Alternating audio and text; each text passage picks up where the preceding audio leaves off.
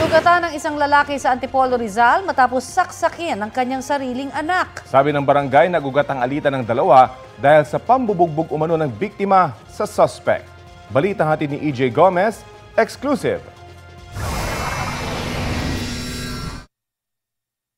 Nadakip ng mga otoridad ang 25 anyos na lalaking ito noong Lunes ng gabi sa barangay San Isidro, Antipolo City.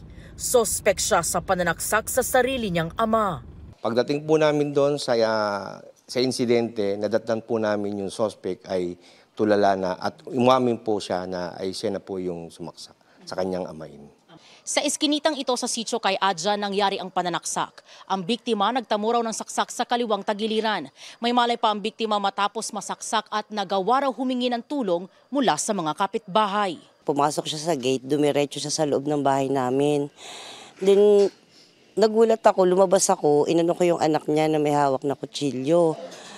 Tapos pag silip niya dun sa bahay namin, paglabas niya sabi niya, may saksak siya, may dugo daw siya. Na-recover mula sa suspect ang ginamit na patalim.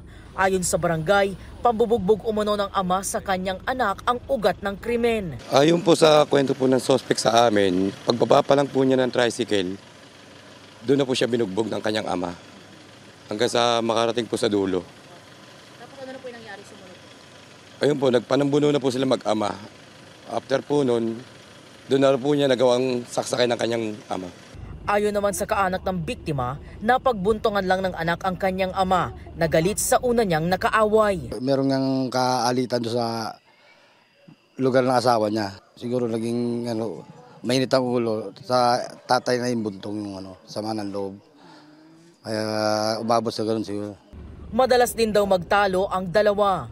Samaan lang doon siguro ng load na lumagama dahil sa hindi madalas pagkakaintindihan. Bisan nag-uwi lasing. Walang pahayag ang lalaki na pansamantalang na-detain sa Antipolo Component City Police Station.